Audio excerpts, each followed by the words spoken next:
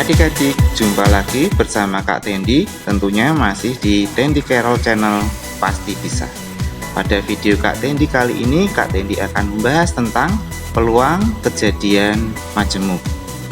Peluang kejadian majemuk yang Kak Tendi bahas di dalam video ini adalah kejadian saling lepas, tidak saling lepas, saling bebas, dan kejadian bersyarat. Apa itu kejadian majemuk dan penjelasannya, bagaimana konsepnya? Silakan adik-adik untuk mengikuti video Kak Tendi ini dengan baik. Selamat menyaksikan adik-adik. Peluang kejadian majemuk yang pertama yang Kak Tendi bahas di sini adalah kejadian tidak saling lepas. Kejadian tidak saling lepas, adik-adik bisa lihat di sini pengertiannya. Dua kejadian A dan B dikatakan tidak saling lepas jika kejadian A dan kejadian B dapat terjadi secara bersamaan. Jadi di sini ada irisannya atau kejadian itu saling beririsan adik-adik. Kalau kita gambarkan dalam sebuah diagram Venn, adik-adik bisa melihat di sini ada irisan antara himpunan A dengan himpunan B atau kejadian A dan kejadian B. Di dalam kejadian tidak saling lepas adik-adik, peluang A atau B sama dengan peluang A ditambah peluang B dikurangi peluang A dan B. Keterangannya adalah seperti ini adik-adik. Union itu adalah atau adik-adik ya. Kemudian kalau dan itu adalah irisan adik-adik. Nah, adik-adik untuk mempercepat mengerti sangat mudah adik-adik. Kalau union itu U berarti atau. Jadi huruf terakhir di kata atau adik-adik U.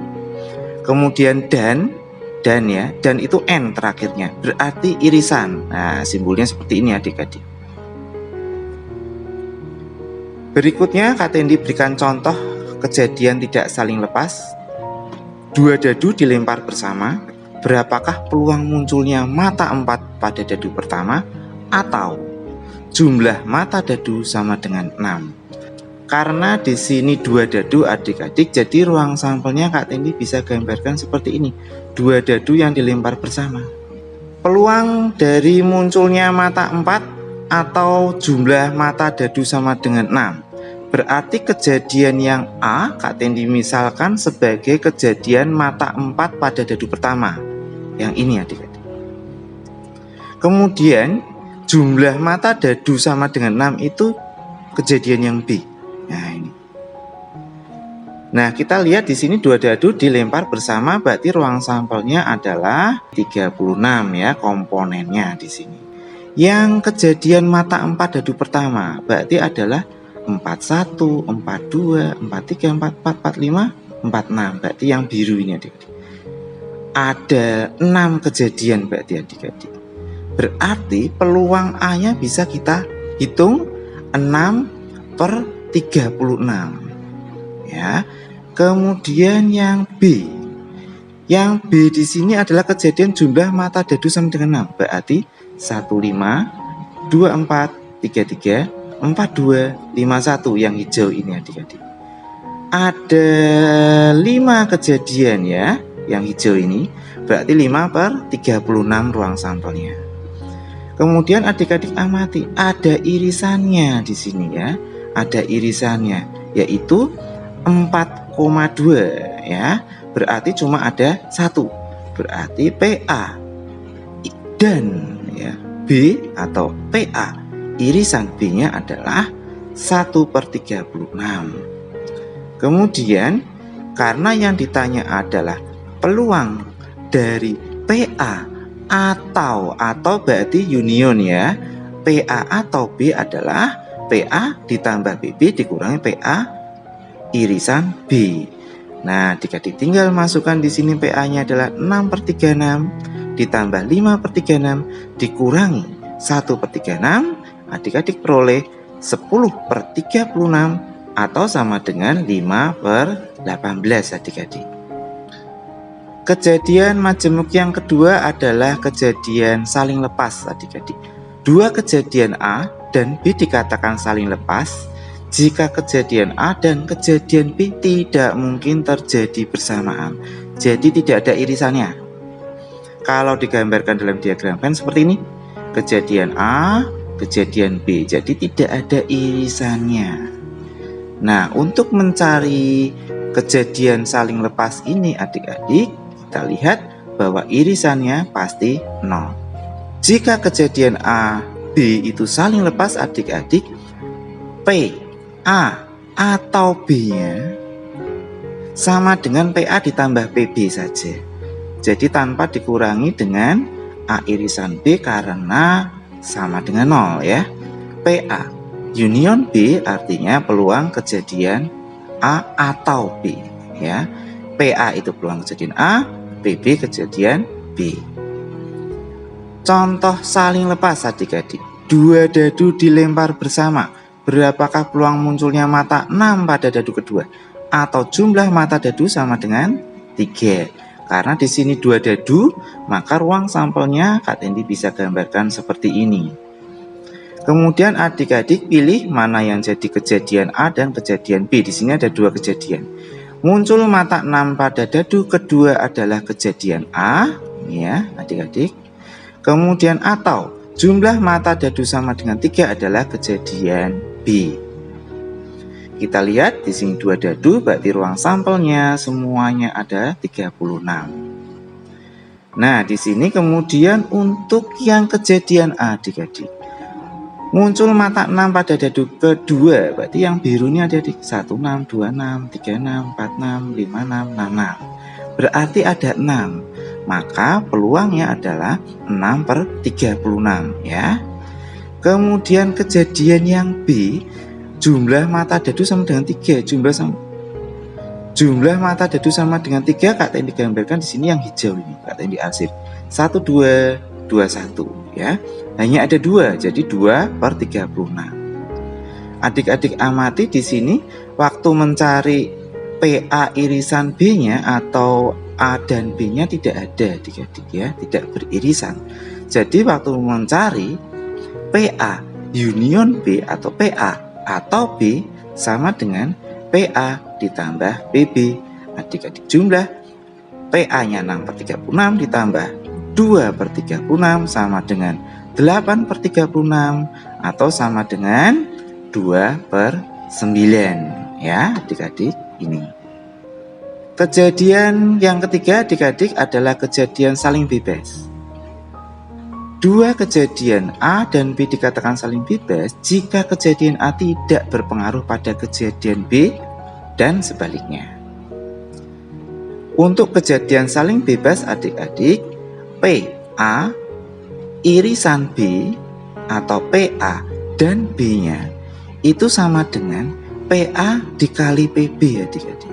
Di sini Kak Tendi kasih keterangan bahwa PA irisan B bisa saja kita baca sebagai peluang kejadian A dan B. Contoh saling bebas adik-adik. Sebuah dadu dan koin dilempar bersama. Berapa peluang munculnya bilangan ganjil pada dadu dan gambar pada koin? Penyelesaiannya adik-adik, kita misalkan kejadian muncul bilangan ganjil pada dadu itu A, kejadian A.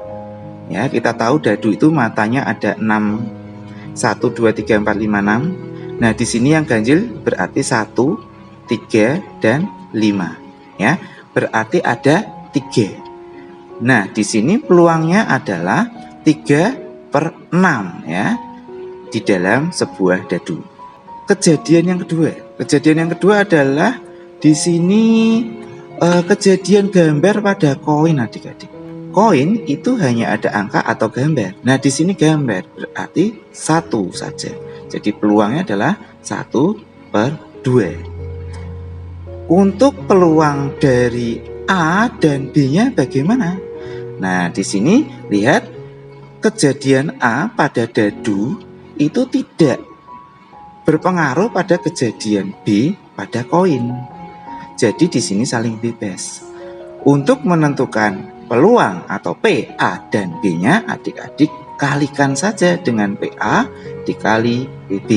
Sehingga adik-adik beroleh PA-nya tadi 3/6 dikalikan dengan PB-nya adalah 1/2. Kita kalikan, hasilnya 3 kali 1 3 per 6 kali 2 adalah 12. Kita sederhanakan jadi 1/4 adik-adik. Kejadian majemuk berikutnya adalah kejadian bersyarat atau tidak saling bebas. Dua kejadian A dan B dikatakan bersyarat jika kejadian A dan B dapat terjadi secara bersama-sama. Munculnya kejadian A mempengaruhi kejadian B atau sebaliknya. Peluang kejadian B dengan syarat kejadian A terjadi lebih dahulu itu dinyatakan sebagai PB bersyarat. Ya, ini artinya bersyarat adik ya. PB bersyarat A sama dengan P A dan B per PA. Untuk contoh dari kejadian bersyarat ini adik-adik perhatikan contoh berikut ini.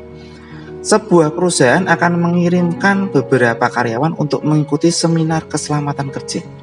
Ada 5 kandidat pria yang terdiri dari 3 orang dari bagian HRD, 2 orang dari bagian EDP.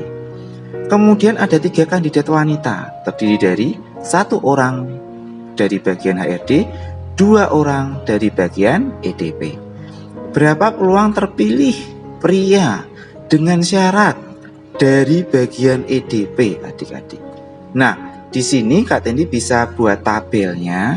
Yang mengikuti seminar di sini itu kan ada pria dan wanita.